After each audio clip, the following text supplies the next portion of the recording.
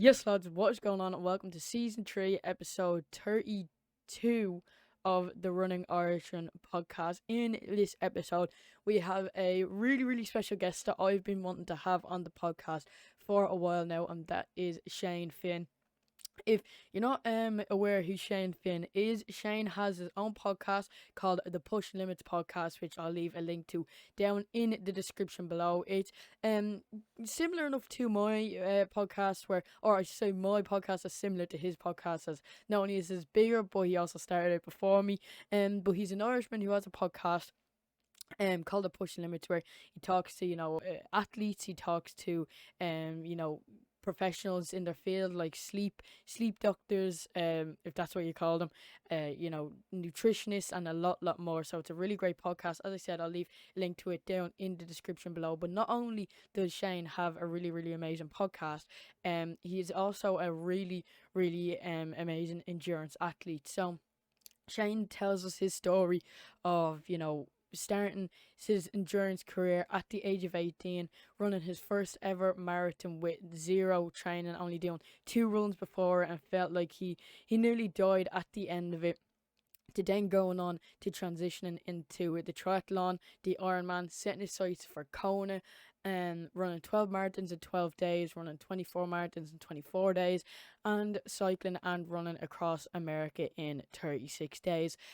All that in this episode, which I really am looking forward to all of you listening and finding a little bit more out about Shane and his amazing story. But before we do that, I just want to give a big thank you to the sponsor of this episode, which is Victory Insoles. You can see them here. Victory insoles are kind of like any insole you've never seen before. What they are is, you can see at the bottom here, it has this shiny carbon fiber material, and that's obviously because it is a carbon fiber plate at the bottom of your insole. These insoles, as much as they do help with arch support and help with your foot, they are mainly for sport. So obviously, a lot of the big running shoes nowadays on the market do have carbon fiber insoles or carbon fiber plates in them, just like the Alpha Flies, the Next Percent, and a lot more.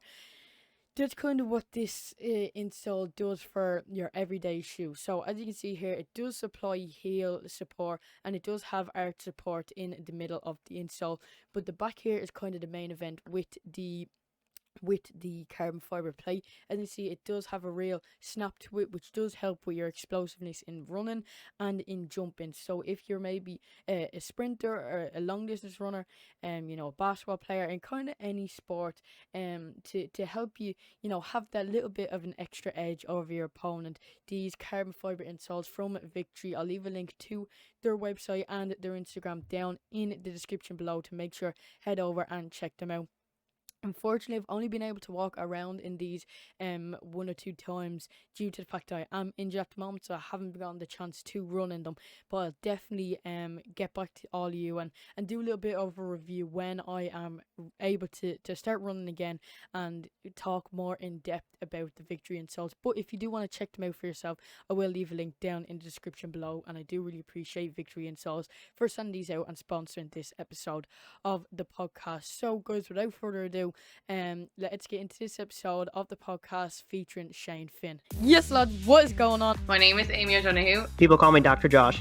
My name's Lewis O'Loughlin. My name is Isolde O'Donnell. I'm Charlie O'Donovan. I'm Abdul Jill. I'm Scott Fagan. I'm Mark Henry. My name's Cormac Dalton. I'm Paul Byrne. I'm Michael Morgan. More than a runner. The Irish Hammer. My name's Brennan. I'm Brian Fay. It's Dash Bar. I am a triathlete. Craig Engels, Cheryl Nolan, Sean Donoghue, John Rankin. I got 10th at the World Championships in 2019 in Doha. I'm doing great, just happy to be on the podcast. I'm a Man United fan. Let's get into this episode of the podcast. Yes, lads, so we are here with Shane Finn. Shane, I really do appreciate you taking time to come on to the podcast. I have been listening to the Pushing Limits podcast for quite a while, and it has been a goal of mine since I started the podcast to actually have you on. So I'm, privileged to have you on today, to say the least.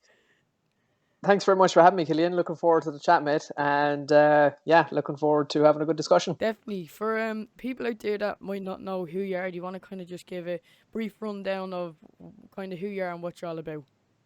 Yeah, for sure. So, I suppose my running career might be very different to many other people that you might have spoken to on the podcast, Killian. I actually only got into running when I was 18 years old.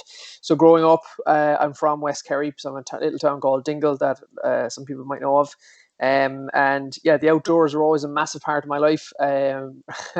Whether it was farming, running up the hill, trying to beat the dog up the top of the field, like basic little things, I was always active. I was always like trying to race and like trying to compete, and like it would get my dad to time me running around the field and things like that. So I was always quite competitive. I played field sport and team sports up until I was about kind of 17, 18, 19. And then I just literally out of nowhere decided to run a marathon.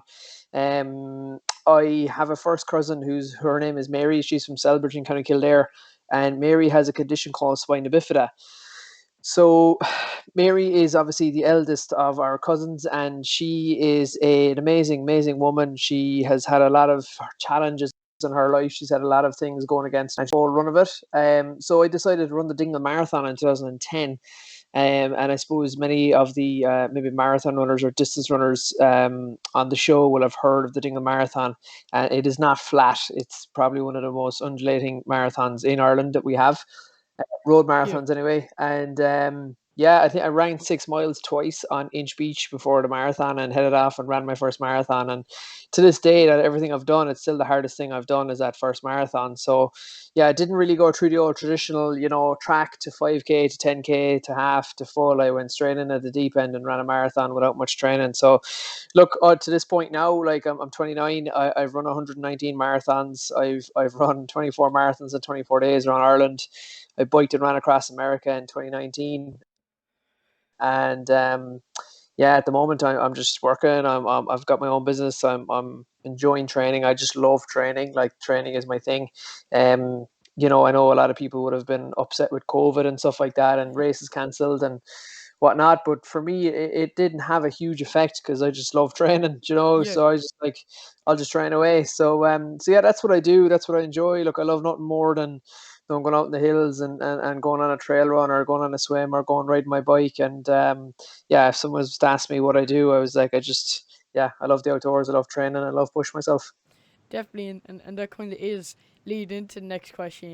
You mentioned there that you have your own business. So kind of what does that involve? Yeah, so in 2011, Killian, myself, my business partner Mark set up our gym. So we had a gym for 6.5 years, pretty successful training facility here in Dingle. We actually closed that facility in 2018 due to a number of different reasons. We were having issues with the landlord. They were selling the building and it had a bit of a negative effect on our business. At that point, I was starting to literally be inundated with people asking me to help them with their training. A lot of, I suppose, the people I would work with now are people looking to run a marathon, an ultra, their first Ironman, stuff like that. So longer course stuff. Yeah. So then I just set up Shane Finn Training as its own standalone business, and I've been kind of working online really full time since 2017, coaching people from all over the world. Deadly, and that obviously fits into kind of your personality and lifestyle, nearly 100%. So you can definitely, you're the right person for people to go to for in that sense, because it's a lot of what you do on a day-to-day basis. So you can, help people and give them tips based on your experience. So that's really cool to hear, because I've been listening to your podcast for a while, but I actually never picked up on what you actually done for a living. So no, that's really good to find out. So yeah, kind of coming back to kind of the start of your endurance and your running career. When you started doing your first marathon at 18, and as you said, you only done 2 6-mile runs prior to that marathon. And I remember listening to your podcast, and you mentioned that you kind of felt like that you were nearly dying in a sense. So kind of what brought you back to running, if it was so bad at that time and the pain was so bad and kind of the whole experience was quite brutal, to say the least. What brought you back to running to kind of stick with it and kind of lead up to doing over 100 marathons? Yeah, I mean, something actually, Killian, I think about quite a lot. I'm like, what made me actually think about doing another one? I remember after that first marathon, actually, like not being able to walk properly for I think it was about 5 or 6 days. Yeah. I couldn't tie my shoelaces, like socks and stuff like that were just a no go. But to be honest, there was a two pronged kind of a thing, right? I would have grown up, I suppose. I would have been very shy. I would have been very quiet. I probably would have lacked a lot of self confidence and belief in myself as a young lad. And look, that's a very, very common thing. And I just hadn't realized it, I guess, myself. So I think, actually, I played Gaelic football here in Kerry with my club up to like a pretty high level senior championship with the Yeah. club. And in a situation like that, you're surrounded by 14 other lads. Okay, so like you can obviously give everything and still win, but you can also have a great day and still lose. And what I just noticed in that first marathon is that like nobody was there to help you. Like Yeah. you have to do this on your own. And it was the first time in my life I ever did anything like that on my own. Like I had to literally drag my knuckles through the muck, literally, like to get to that finish line. And I think my first marathon, it was a positive and negative experience. Obviously, I had disrespected the distance, Yeah, true. first of all, hadn't trained properly, had no idea about correct nutrition or periodization or strength training or nothing. I actually played a football match on the Thursday night and ran the marathons on Saturday morning. Like that's how ignorant I was to what was actually Yeah. involved. So literally, I remember, I think it was within 30 minutes of finishing that marathon.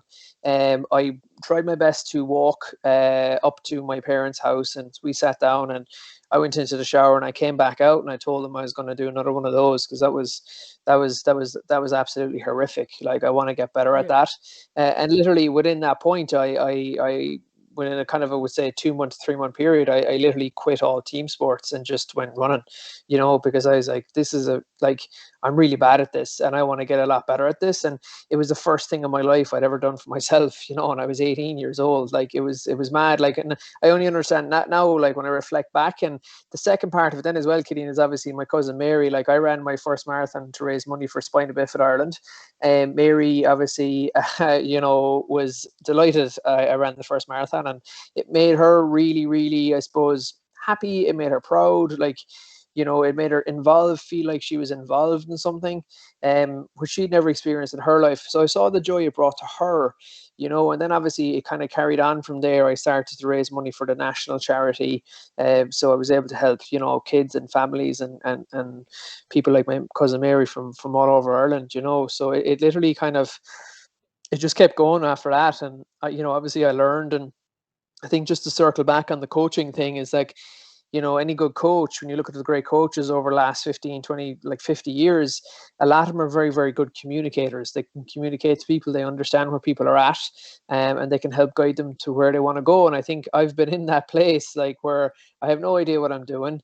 I want to run a marathon, and I want to run a half marathon. I want to lose a bit of weight. I want to get a bit more confident. And, I've been in that position. So like, I understand what people feel like. So yeah, I think two pronged is what two pronged approach or two pronged points made me kind of come back, and that was the need to want to become better, and then the second one was obviously seeing the joy and happiness it brought my cousin Mary. Definitely. And kind of from, the get go with your marathon running and your marathon training, you kind of had like a few whys to, the reasoning behind you going out training, the reason behind you, quitting your team sports, and then the reason to actually going out to do the marathons, which in my opinion is obviously really, really important to have that why, which will then motivate you and drive you to, go out training and go out racing, which is obviously really, really important. But I think it's just crazy, as you mentioned, when a 2 to 3 month period you quit all team sports. As you mentioned, you were playing, in Kerry, which is, a big county in terms of the Gaelic football. And, you were playing on a senior level in a championship, to then win a 2 to 3 month period, giving that up to then, nearly going full time with the running and the training. So, you must have felt, really passionate about, who was helping and your own personal reasons to continue training and to continue racing a marathon. So in terms of racing, when your next marathon came about after, training a bit, can you talk about that kind of process in terms of the training? Where did you go to get help? Who did you reach out to, and how did the race actually go? Yeah, for sure. So, I think one other point there, just on what you mentioned, Killian. Obviously, growing up here in rural Kerry, there were no other Yeah. sports. There was just Gaelic football, and that was it. Like, if you didn't play Gaelic football, you didn't play sport. That was kind of it. Whereas, I think in places like the cities, obviously in Ireland, like Cork, Limerick, Dublin, Galway, you have hurling clubs, you've got athletics clubs, you've got running tracks. We've one running track in the whole of County Kerry. So we the only running I would have done as a kid would have been playing football. And actually, strangely enough, I was the really annoying guy at GA training who loved the running. Yeah. I would be way up the front, taking it out way too fast on the long runs in GA training, and I just loved it. And I was like, okay, maybe there was a bit of a runner in there at some point, but I never actually got to realize it. So I often think, as a kid, if I was maybe coached properly or something, would I have been a good runner? But it wouldn't have helped me prepare me for my first marathon anyway. But the next marathon after that, Killian, basically I ran two pretty close together. So Dingle would have been September 2010, and then in September 2011, I ran both the Cork and New York City marathons. And look, I was at a developmental phase where I was learning a lot. And I was developing really, really quickly. So as a beginner, as beginner runners, people get better quite quickly. Whereas, when you get more elite, obviously the changes and the wins are a lot more finite and smaller. So, I think I went from running my first marathon in 5 hours in Dingle today, and almost dying, to being going sub 4 in my next one. So I'd cut quite a chunk of time off just because I had trained, Definitely, yeah. basically. So if I reached out to somebody in particular, there was an older guy here in Dingle, would you believe, who was literally I remember as a kid seeing this guy running around the roads and his singlet and his shirt and his shorts and his running shoes, and I'm just like, this guy's a lunatic, and I remember he actually came third in that first Dingle marathon where I nearly died in. And I remember going to him. So it wasn't exactly a coaching role or anything like that. It was just more what the heck do I got to do, Yeah. to become better at this? And he gave me a lot of really good tips. And basically, he would have been a bit old school. He's just just get out and train hard, Yeah.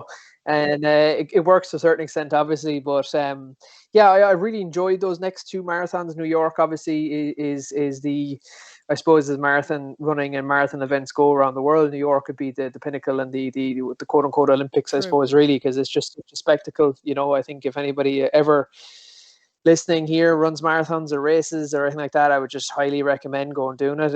It is one of the most amazing experiences. I've done it a few times now, and it just doesn't get old. Obviously in Ireland we've got the Dublin City Marathon, which is a phenomenal event, and I absolutely love it. But New York is just on a different Yeah. level. So yeah, I was developing quite quickly. At that point, I was beginning to really enjoy training. I was beginning to learn about recovery and resting and equipment and recovery and strength training and stuff like that. I was lucky enough, so at this point, we had myself and my business partner were running our own gym. So I was it was in a good environment. I could strength train, I could recover, I could do my easy runs on the treadmill, etc., etc. So yeah, it was an interesting time, and I often think back that it's almost like I was a bit ignorant to it, but I was having so much fun. And I think I think it's really important to make sure that you do have fun when you're training and when you're running. Yeah, 100%. And kind of when you cross the finish line after, just say, the New York City Marathon, was a kind of lot nicer feeling compared to crossing the finish line at the Dingle Marathon. Absolutely. After I finished New York, I could walk and talk. Deadly. So that was a big step. That was a big step forward. I was able to eat, and I wasn't getting sick. So that was a massive step forward in my physical well-being, let's call it, after the Dingle Marathon. Yeah, it's funny. I look back and I really shouldn't have been allowed run that first Dingle Marathon because I had no running experience. Yeah. It was like sending a lamb to the slaughter, really. But I think just out of pure stubbornness, I just went and kind of did it. I do remember, this is funny. I do remember getting a cramp. I never gotten a cramp in my life, and I got one after 9.5 miles. And this is into the my first marathon, not really knowing I don't. I didn't even certain how far it Yeah. was. I was just I'll get there. So that just like to where I am now, that just it just goes to show how little I knew and how ignorant I was to the whole thing. Yeah, true. And in terms of your, marathon personal best, what's that looking like at the moment?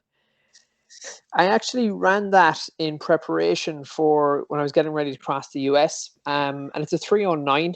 So I actually ran that in training. So again, speed is probably something I lack, like high top end speed.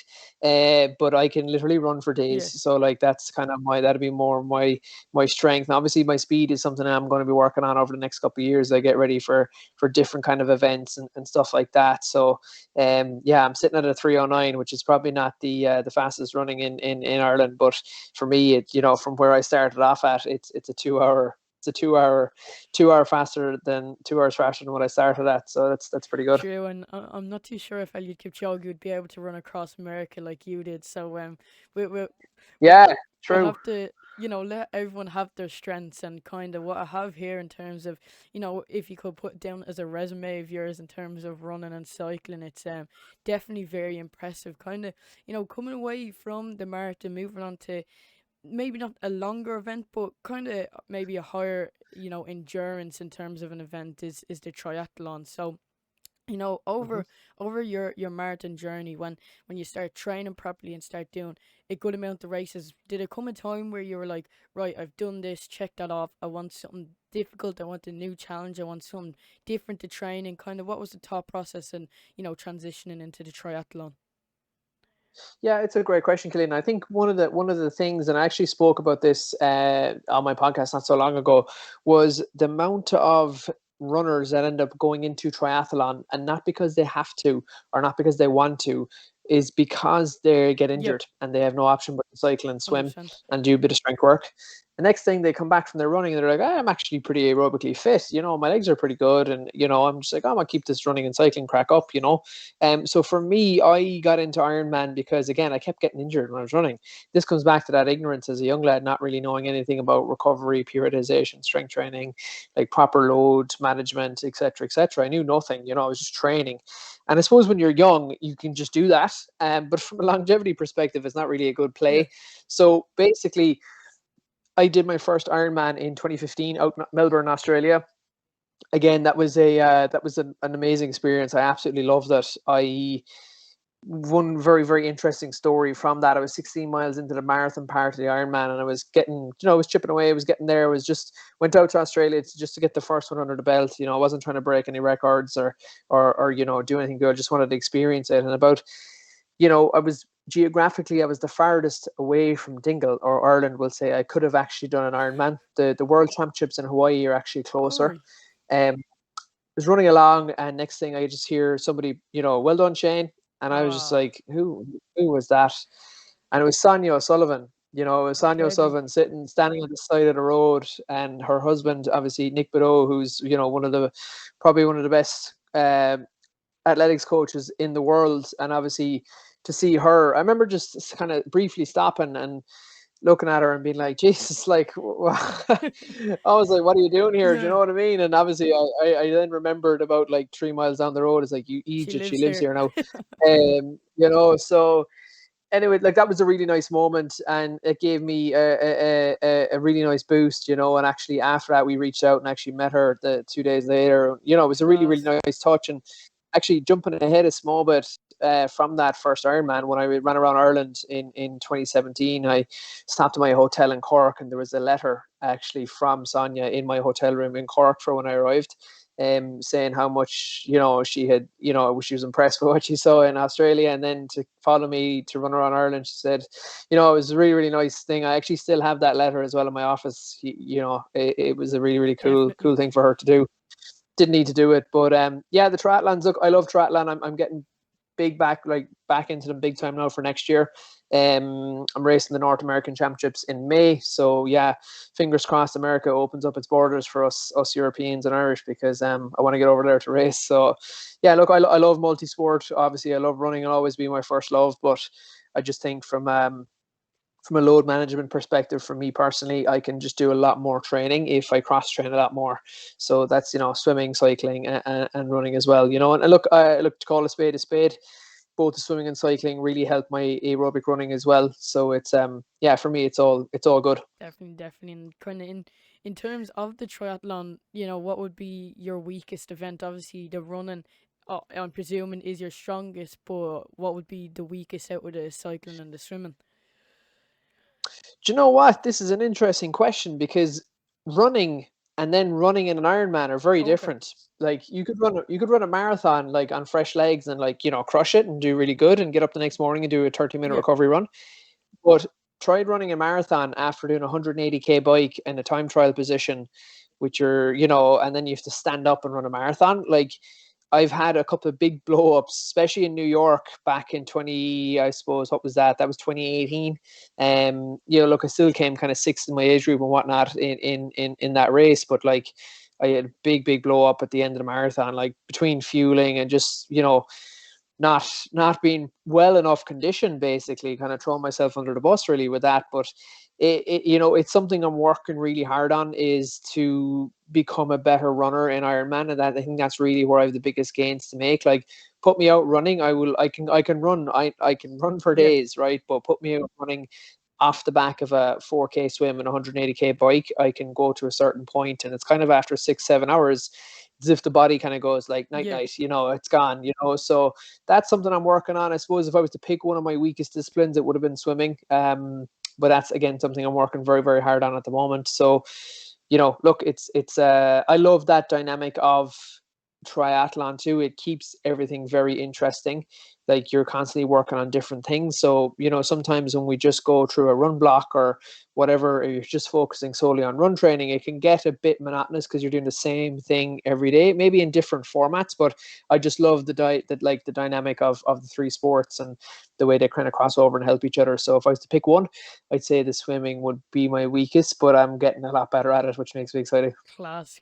So we'll definitely be keeping an eye on your Ironman career. And in terms of your Ironman career, obviously I know tiny bits about the Ironman and the triathlon community, and I know Kona is kind of like the pinnacle of Ironman racing. It's kind of like I'd nearly say the Olympics, but obviously triathlon and Ironman are different. So in terms of Ironman specifically, the Kona World Championships are kind of like the pinnacle. So do you have your targets set to that? Is that definitely a goal you feel is possible and within your abilities, or is it just kind of a goal that you'd love to happen, but realistically it's out of your reach? So what's your kind of mindset with that? Yeah, great question. I mean, yeah, Kona is the Olympics of Ironman. Basically, it's the world champs. It's where all the top 2% of the world go to Kona. Yeah, look, if I said it wasn't on the cards, I'd be lying. Like, it is definitely a goal of mine. Whether it's within reach this May, I'm not sure. I think I'm going to put it out of my head for May, because I just want to go and execute a good race. I want to go and race hard and just empty the tank and put a good race together. And if a world championship slot comes my way, happy days. If it doesn't, no worries. My performance on the day is more important. But yeah, it's definitely within reach. I've had conversations with a couple of coaches and stuff now who are a lot smarter, a lot older than me, have been there 10, 12 times themselves, have brought 10, 12, 15 athletes there every year. And look, I stack up against them just as much. I just need to maybe look at some of the finer details. Like I said, things like running off the bike, fueling, stuff like that at the back end, 8 hours in, 9 hours in, things like that. But no, it's definitely on the cards. And I think, look, it's always something people think about in the back of their head. And yeah, I'd love to get there someday. I think it'd be really cool. 100%. And for the people that aren't too familiar with Kona and the whole Ironman qualification system, do you kind of just want to break it down and explain it? Yeah, absolutely. So basically, look, I suppose to start, like an Ironman triathlon is a 3.8k swim, 180k bike, and then a 42k run off the bike. So long day. Yeah. So I suppose triathlon itself could be anything from a sprint. Then you have Olympic. Then you have, we'll say, middle distance, which would be half Ironman, and then full Ironman.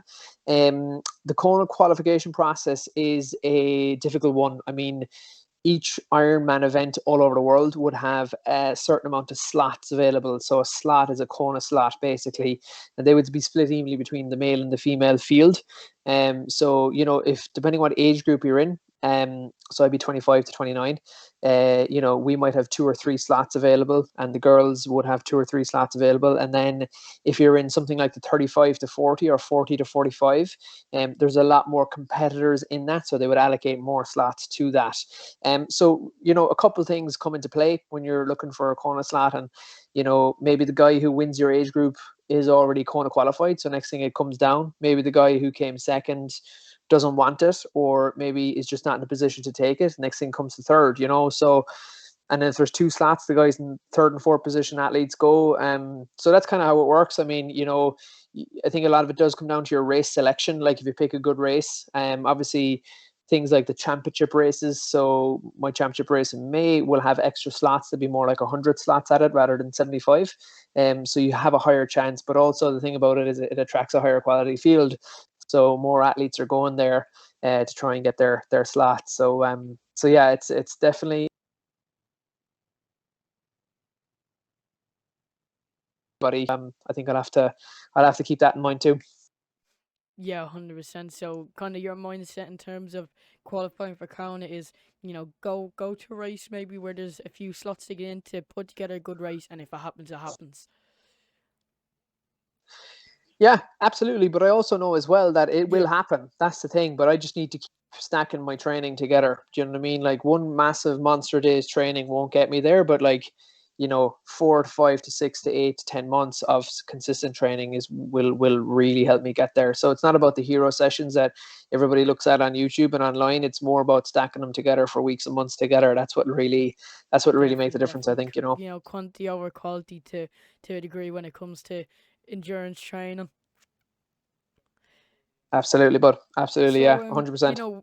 When your ordinary person thinks of running, and they're talking to me and I say, oh yeah, I'm running a 5k, oh yeah, down a 10k run, they think, oh, that's crazy. Then when someone else comes along, says they run a marathon, that's even crazier. Then someone comes along, says they run an Ironman, even crazier. But then you have nearly the 1% like yourself who do the extraordinary things, the even crazier things that really do get people out of their seat to talk about. And things like I have down here, running 12 marathons in 12 days, 24 marathons in 24 days, and then cycling and running across America. So in that order, we're gonna just start with the 12 marathons in 12 days.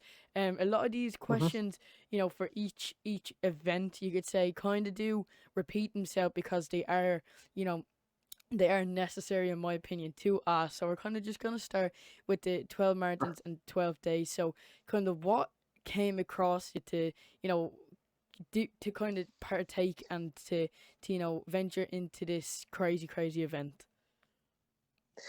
Yeah, I mean, so that was a long time ago now. It was, it was 8, 9 years ago at this point, or no, not that much, but yeah, about 6, 7 years ago. That was in 2014. So I've been running for 4 years now consistently, which was obviously a help. I was at a point where I was kind of loving raising money for charity. So since I started running back in 2010, myself and my family have raised 300,000 euros for charity just through Jesus. me running, which is Yeah, fair class. play. And I was really enjoying that part of it. It was really giving me a purpose. It was making me get up and train, et cetera, et cetera. So, basically what happened was I had run a few marathons for charity and was raising 4, 5 grand, 6 grand, 10 grand here and there, but I wanted to do something bigger. So I wanted to do something more, and I was just, being from Dingle, obviously, as a kid going up to Dublin, the reasons we go up to Dublin mainly would be for football matches and All Irelands and stuff like that. And I remember, just going up there one day for like a workshop or a seminar on sports science. And I came out of the hotel and my car didn't start. And I was kind of like, oh, geez, this is a disaster now. So I rang my dad, and my dad was like, what do I do? And, he started laughing. He said, you can run home. I was just like, geez, that's not a bad idea.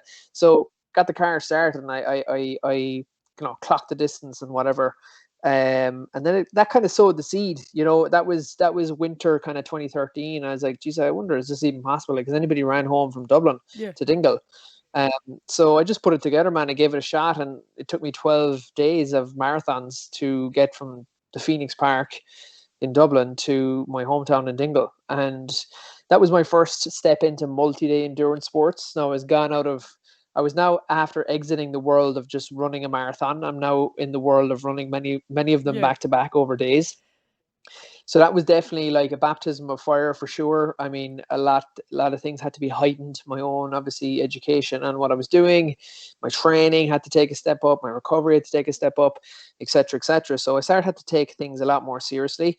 But I loved it, man. I loved it. It was a really, really great experience, and we raised like nearly 40K for charity that time, which was Unreal. class. And I got out of it pretty much injury free. And yeah, it took a little bit of a break then, obviously, before the 24 marathons, but yeah, I love that. And it was, like I said, again, pure ignorance really is what got me there. Because, the more of these things you do, the more that you begin to learn, so I was definitely, I would say I was winging parts of it at the start for sure. But obviously now where I am now, like I coach people to do crazy shit like this all the time, Exactly. which is really cool. And I love that. 100%. And we did talk about doing your first marathon with basically no training, and then moving on to doing a triathlon and Ironman. But in terms of the multi-day events, running 12 marathons in 12 days, in terms of the pain, what is that feeling like? Because thing about doing an Ironman is you finish, you get to go home, relax for a couple of days, and then you start again. And it's usually the same with a marathon, but then having to do 12 consecutively. I'd be having a track session one night, and then the next morning I get up and my legs are stiff. I wonder how it feels, after doing a Yeah. marathon, after the fifth day or so. So kind of what is that pain, what is that feeling like during the whole event? Yeah, I mean, you kind of hit the nail on the head there, Killian. Like, I suppose, if we do like an interval-based workout, we have that real burn, that lactic acid. You feel like you're working really hard. You've emptied the tank.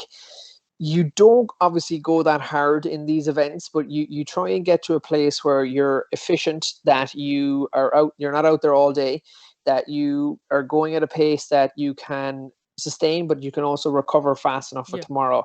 What I've learned over the last number of years is that I get to day 10. Day 10 is my number. Um, Obviously in America and the 24, I learned this more, but if I can get myself to day 10, I know I can finish.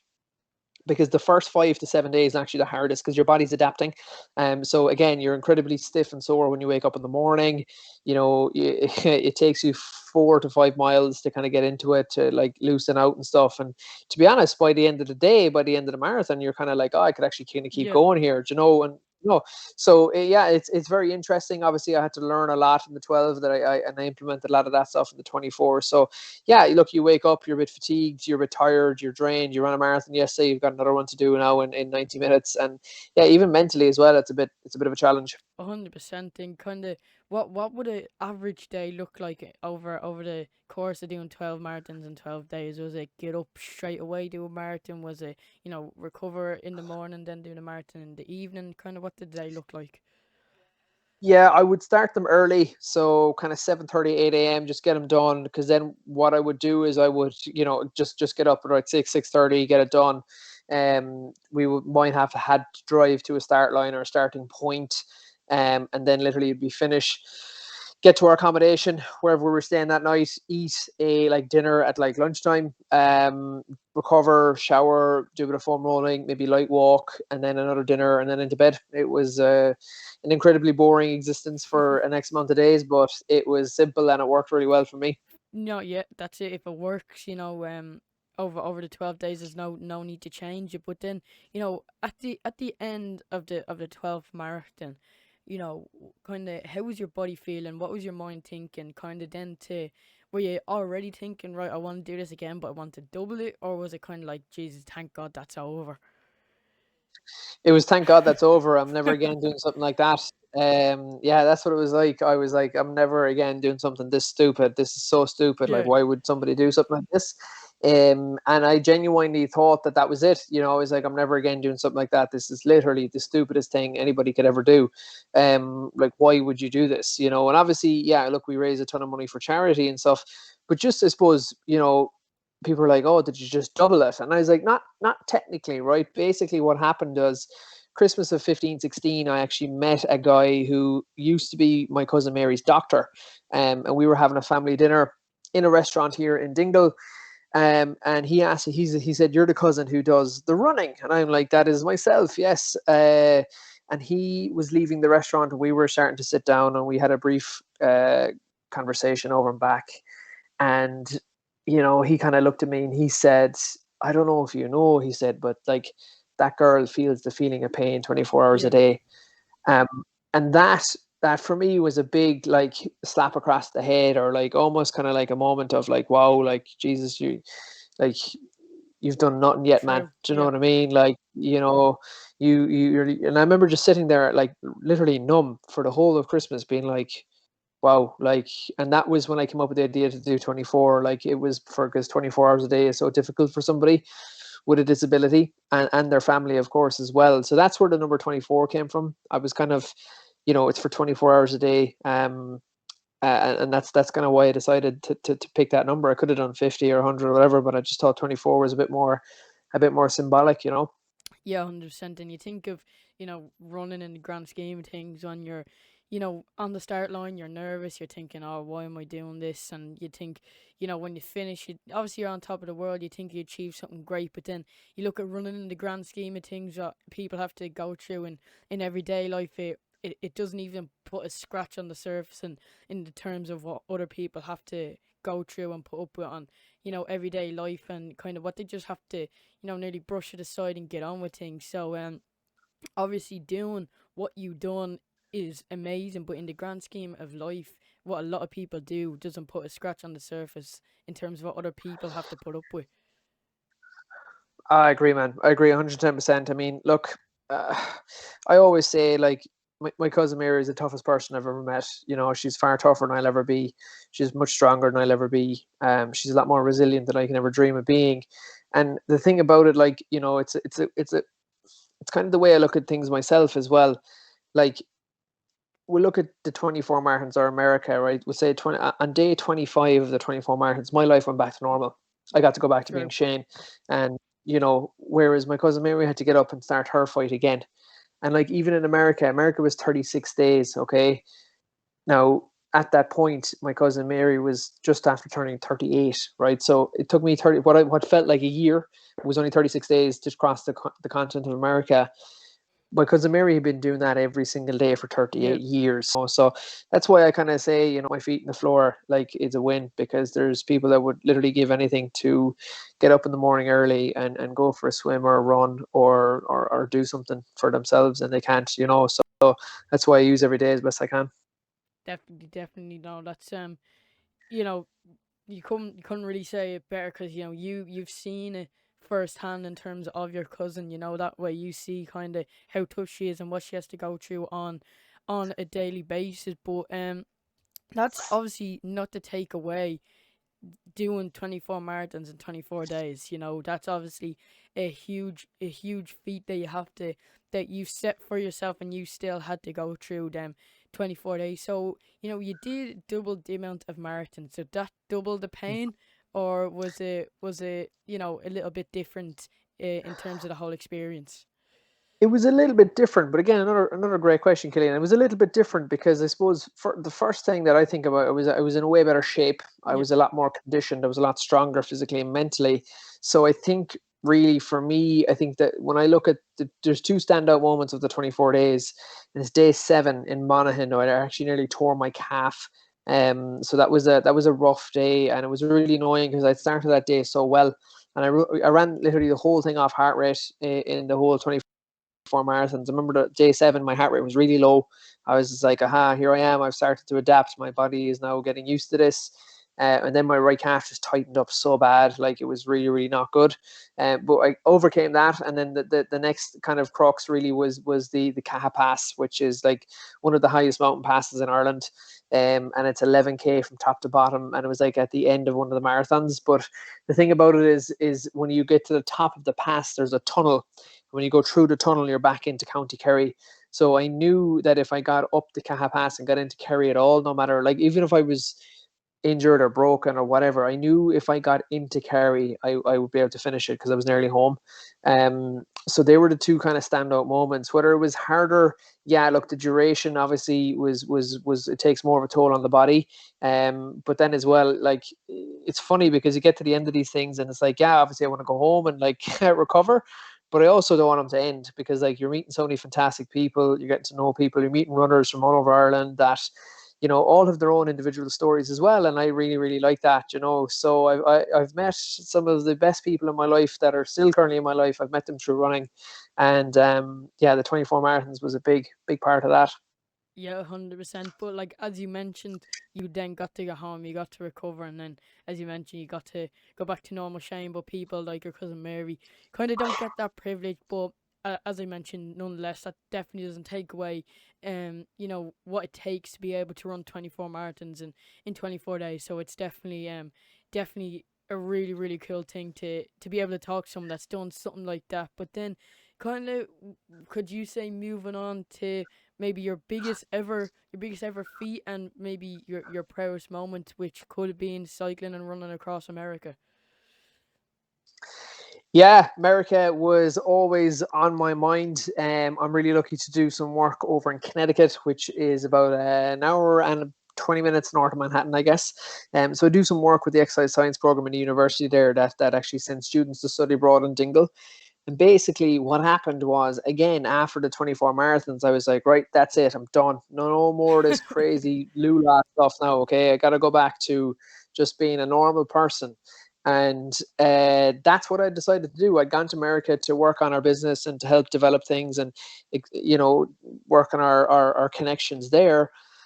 And I got a phone call from one of the guys in the charity, and he was like, "Yo, dude, like I got bad news, And I was just like, "Oh God, what's after happening?" And he said that, "Look, our funding's been cut by 50% for next year."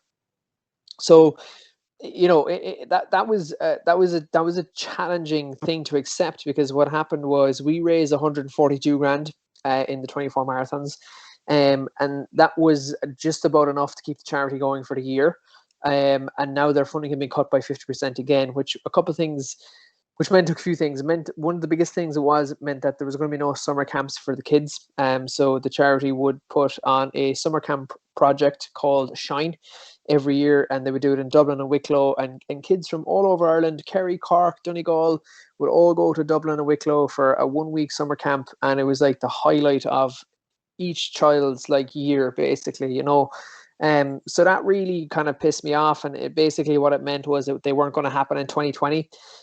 So I was just like, it was almost like a calling. I was like, this is a sign, man. Like, you're not done. You got to go again, And just look, every ultra endurance athlete, they always look at America as the one. It's got the roads from one side to the other. Like, there are so many routes you can take. And just, when I got that news, I vividly remember that morning, like just walking down the beach by the coffee shop. I had just come back from a run, actually, and looking out at the water on the Atlantic Ocean and being like, it just hit me. I was like, that's it, dude. Like, now is your chance to cross America, So I'm back to the cafe again and like put into my Google Maps how long it would take to run across America. And it was like 120 days. And I was just like, Jesus, I don't know if I could do that. I don't know if I could get a crew. I would love to do it, but I don't know if I get a crew to come with me. So I decided to break it into ultra cycling, ultra running. So yeah, literally within the space of 48 hours, put a little plan in place, pitched it to the charity, and was like, hey, I think I can raise enough money to put these summer camps on, Now, ironically, the summer camps were cancelled anyway because of COVID, but yeah, off we set, man, in 2019, and March the 23rd, and finished in New York City. So we went from the Golden Gate Bridge in San Francisco to the Brooklyn Bridge in New York City. So one side of the continent to the other in 36 days, and it was one hell of a journey. 100%, and in my opinion, that's probably one of the most selfless things I've ever heard in my life. You need to raise money for a charity. So what will I do? I'll just cycle and run across America, which is insane. But it's obviously really really selfish, and it's obviously really really cool. And as you mentioned, you had to get a team together to to help you with the whole journey, because I suppose, you know, spending 36 days running and cycling across America, doing that on your own is nearly just impossible. So kind of in terms of that team, who did you get together to help you with it? Yeah, it's funny, like you know, you just what you mentioned there, like it was a selfless thing to do, man. I can tell you, a couple of days in, I was like, this is one of the stupidest ideas I've ever come up with. On the team, yeah, look, the team is crucial. I mean, look, a lot of ultra endurance athletes will obviously highlight the importance of having a good team, and the good team. Look, I'm a one part of the team. That's the thing as well. Even the 24 marathons, the 12 marathons, we had a team that was very, very important. Everybody had their role, and you know, I thought it didn't hit me because obviously, look, endurance and endurance training and racing is a individual sport, and that's what the outside world sees. But my team was very important to me. My dad was obviously the main guy. My dad's been with me with everything I've done since whatever age I was, since timing me running around the field or chasing the dog up the hill. You know, he's kind of been there. So you know, I remember when I came up with the idea, I kept it completely secret. And when came home from America, that time I got the phone call from work and was like, look, Dad, I've got this idea and I'm not going to do it unless you can come, you know, and I don't want you to feel under pressure. Take a couple of days, and literally, man, within 25 minutes he was back. He's like, yeah, I'm in. Early. You know, so like that was really cool. And he's always wanted to cross America as well, like in a car or whatever, because he spent quite a bit of time in Boston. So yeah, that was really cool. And then after that, you know, once I knew I had my dad on board, I knew two other guys as well supporting my dad. Basically, from here, one guy drove the camper van, the other guy like drove one of the support vans, and yeah, that was it, man. Off we went. Unreal. So kind of, you know, I thought, was there any persuasion involved? You know, if I feel like if I was to go to someone, I need you to help me with crossing America, it'd be a bit like, no, like leave me alone. Was there any persuasion involved in getting people on the team, or was everyone just really supportive and just wanted to get involved from the get go? To be honest, everybody was very supportive, Killian. Like, I do obviously think that, you know, I think about this quite a lot, that when I do something like this and I do these things, that it's not just me anymore. Like, there's other people, it affects other people too. So like my dad, you know, my parents have their business here in England, which means my dad would be gone for a month, and, you know, how would my mom get on and stuff like that. And then of course me going to the other side of the world with, you know, going through deserts and canyons and stuff like that, not having phone coverage for days on end. Like, you know, my mom's going to worry about me, and it's just a natural Yeah, Irish mom 100%. thing. Do you know what I mean? And, you know, like we've a farm and stuff as well. So like, how is all that going to work out? And, you know, so there's a lot of consideration. Whether it was persuasion, I think it was more like, this we're doing it and we'll figure out what we need to do in order to make it happen. So yeah, like, but the thing is as well, the crew I had have been with me since day one, you know, so they kind of knew the story. And like, you know, when I went to each individual with the idea, they were kind of like, they started smiling. They're like, yeah, we'll go, you know. So I didn't take too much persuading. Fair enough. Fair enough. So you kind of you had your foundation, you had your team. As you mentioned, you're only kind of one part of the team. You had that all ready to go. You set off to America, and you know it was the first day, and you were ready to go. Kind of what was going through your head? Did you run the first day? Did you cycle the first day? What was kind of in general? What was the first day like for you? Yeah, so the first day was very uneventful, bar one big event actually, where I cycled the first day. So it was 3 days cycling, 3 days running. So that's 6 days, and I did that 6 times, give me 36 days.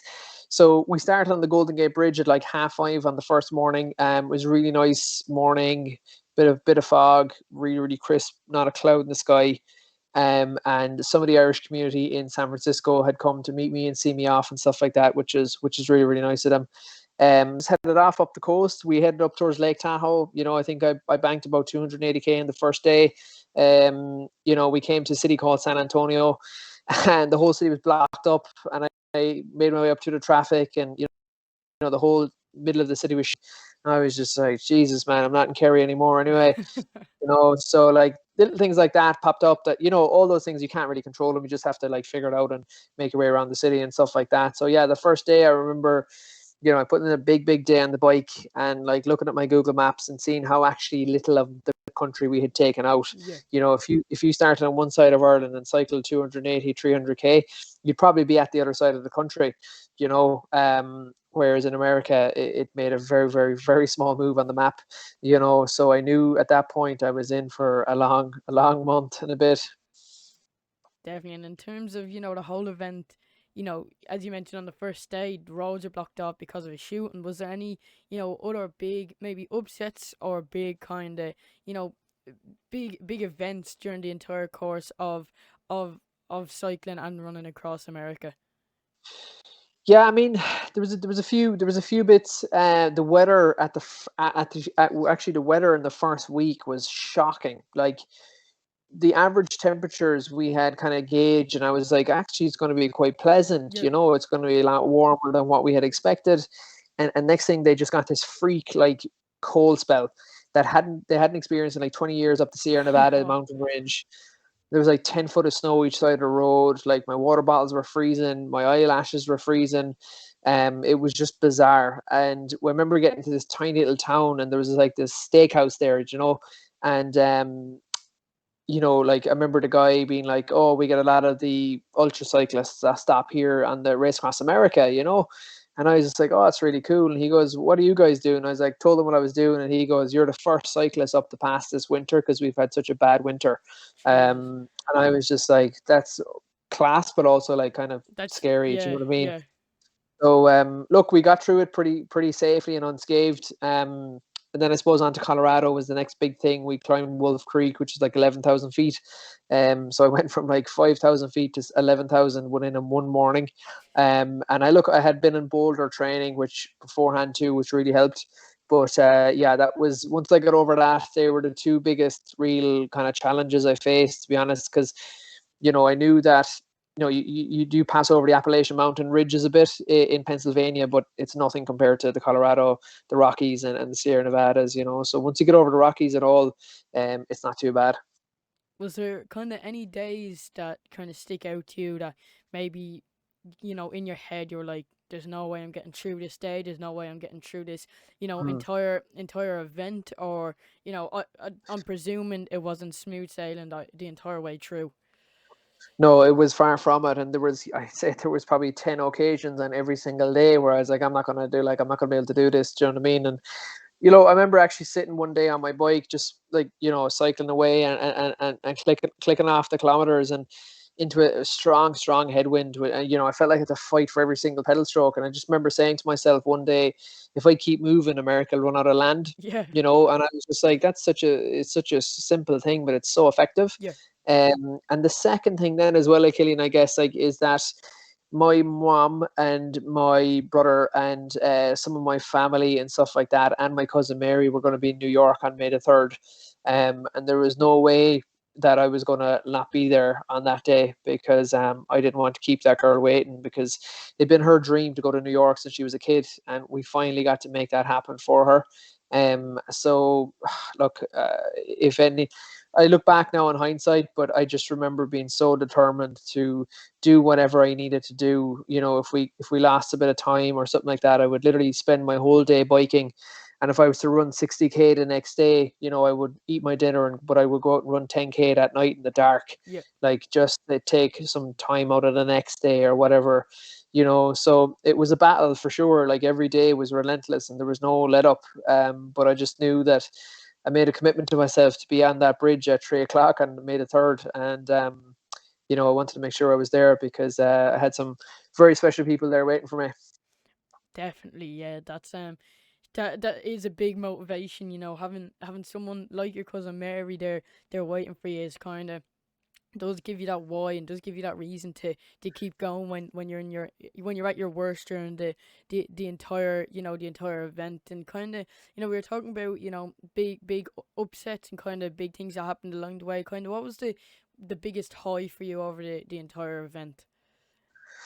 The biggest high, it's a random enough one, actually. People don't expect me to say it, but there was one day I was cycling through Pennsylvania, and I was having a particularly hard day. Mentally, I was fatigued. I wasn't feeling well. My stomach was a bit off. Didn't have great sleep the night before. But I do remember that morning actually saying to my dad, I was like, geez, this place kind of looks like home, and home being like West Kerry. So there was, fields, there was farms, there was tractors around the place, there was sheep, like there was little villages with little coffee shops and petrol stations. Like it was like normal life again. Yeah. Whereas, because when we were going through Kansas and stuff, man, like we would go 10, 12, 14 hours without seeing another single human being, just a dead straight road. So like, I remember just saying, like, this kind of looks like home, and literally was cycling on the road about, 3-4 hours into that morning. I saw a sign saying Ireland Road. And it was just that little moment. I was kind of like, wow, like, I don't know if this was meant to happen. And if it was, it's really weird, but it's just a sign that, like, I'm going to get to go home soon. True. And that was a big, like, it was a massive low that turned into a massive high. Cause I was just like, I was in a daze. Like I didn't know what day it was. I just knew it was day, whatever, 26 or 25. And I was just like, I would just really like to be at home right now. And then I saw a sign saying Ireland Road, and I was just like, that's really cool. Like I'll get back to Ireland pretty soon. Class. And in terms of the Irish community, out in America, or the support from home, what was that like? Or was there ever a time you met up with an Irish person that rolled with you or ran with you that day, or kind of what was the support from the people at home or the Irish people in America like? They were both absolutely phenomenal. I mean, the Irish community in America, I obviously know quite well, both in New York and I have a lot of family in Boston, and I've done a lot of stuff in San Francisco as well with the Irish community. And to be honest, they're absolutely phenomenal. I would say that the event would not have been a success unless we had their support, and I knew we were always going to have their support. But to say people went above and beyond for me was an understatement. Even out in Boulder in Colorado, when I was training before I set off for America, it's a there's literally 3 Irish people out there, and every single one of them did everything they could for me.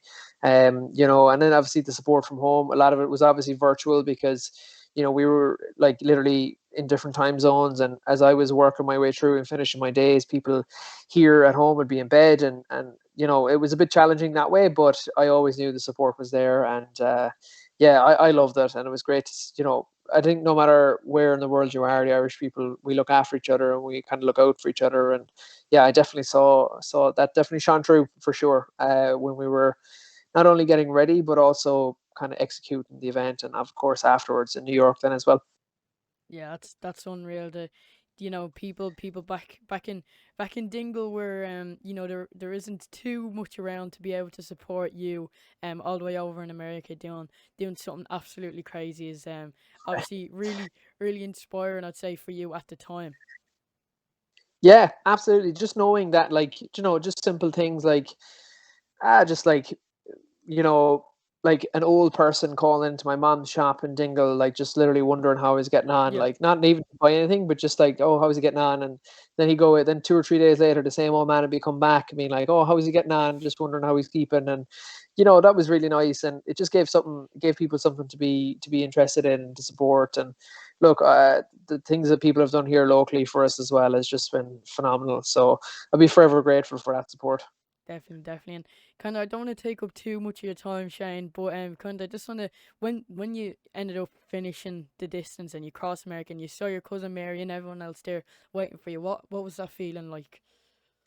It was amazing. Like it was, I remember specifically about 10 kilometers from the finish in New York. I was running on the last day, and literally getting this massive blister on my right foot, and I'd gotten no blister across the whole country. And 10K from the finish, I could feel just this massive one bubbling. And then I actually, this is a bit graphic, I actually felt it burst in my shoe. Yeah, And I was just like, I actually don't even care, I'm just going to leave it. And I remember finishing, and like every pain in my body like was gone. I felt no pain, I felt nothing. All the aches and pains was gone, because I saw my cousin there, I saw my mom there, my brother. My sister couldn't make it, but she was there in spirit. But it was amazing. And I just remember the high I felt after. I was just like, this is like, this is really cool. Like, and when I think back to running my first marathon, literally not knowing even how far it was, it'd come a long way, and I was like, this is really cool. I really enjoyed this, and it's great to be able to do this and also help people while pushing myself as much as I can. Definitely. And no, think from your story from running your first marathon at 18 years of age with no training to then cycling and running across America is definitely a story that should be told a lot more in the future. And I'm really glad I got to hear about it today. So now Shane, I do really appreciate you taking the time to come on the podcast and have this chat. As I mentioned at the beginning, you've been on the list for people that I wanted to come on the podcast and have a chat with because of, as you could say, your amazing athletics resume and, the reasoning behind all the events and the reasons why you do them. So no, I do appreciate you taking the time out and coming onto the podcast. Thanks very much, Killian. I really appreciate it, and thanks very much for having me on, man. And keep up the fantastic work on your end as well. And hopefully we'll get to catch up for a run or a coffee or something soon. Fingers crossed. Yeah, we'll first of all definitely have you on the podcast, and yeah, if we could maybe do a in-person podcast or meet up for a run or something sometime, that would definitely be really, really cool.